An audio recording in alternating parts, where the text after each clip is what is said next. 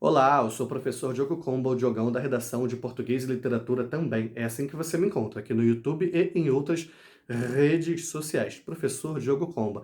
Peço para que você se inscreva no canal, deixe o seu like e ative o sininho. Hoje eu venho aqui falar sobre o resultado do Enem para quem fez em 2022, né? E agora 2023, aí no mês de fevereiro, tá curtindo o carnaval no bloco do Sisu, procurando uma universidade depois que as suas notas saíram. Você já deve ter visto os outros vídeos.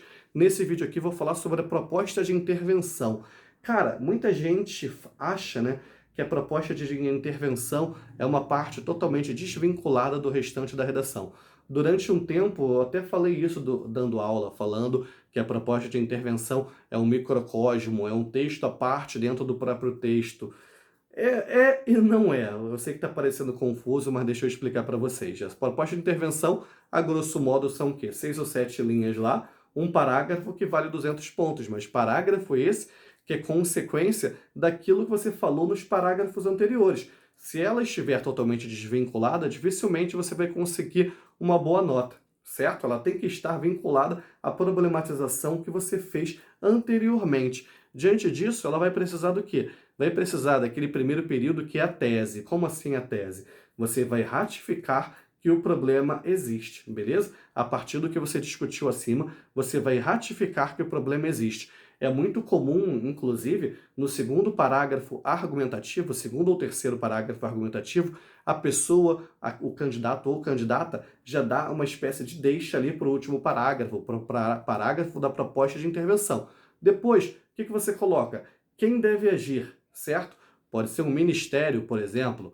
Nesse caso aí, pode ser o Ministério dos Povos Originários, que este ano a gente já tem. Ano passado a gente não tinha ainda, né? Mas, sei lá, poderia ser uma Secretaria Especial dos Direitos Humanos, poderia ser a Fundação Nacional do Índio, poderia ser a Fundação Palmares, entre outras. Quem deve agir?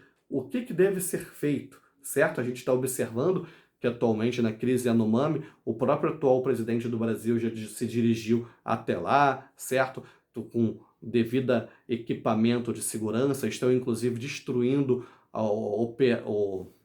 não armas, mas ferramentas ilegais de garimpeiros, estão proibindo que certas entidades entrem lá também, beleza? Eu já falei o quem, já falei o que, como que deve ser feito. A gente está vendo que muitas entidades estão mandando doações para lá, vacinas, médicos estão sendo encaminhados para lá, mantimentos, e objetivando qual cenário?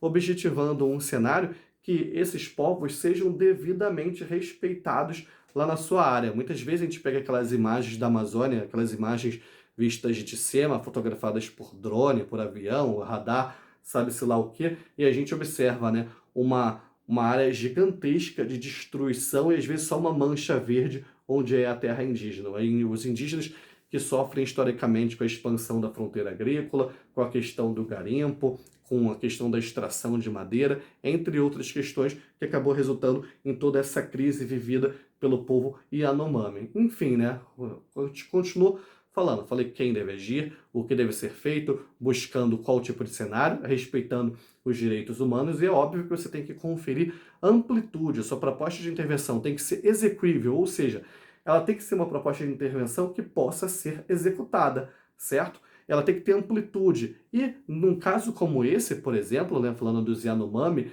que na época já estavam vivendo uma crise, a longo, médio ou curto prazo, você tem que saber escolher. Talvez a curto prazo, tal qual está acontecendo agora, seja o melhor dos caminhos, seja a melhor das medidas, beleza? Fala aí para mim qual foi sua nota na proposta de intervenção, fala para mim também qual curso e em qual universidade você quer que a gente pode trocar essa ideia. Se você quiser deixar uma sugestão de vídeo, também pode deixar aí nos comentários. Que a força e a inspiração estejam com vocês, sem dizer adeus jamais.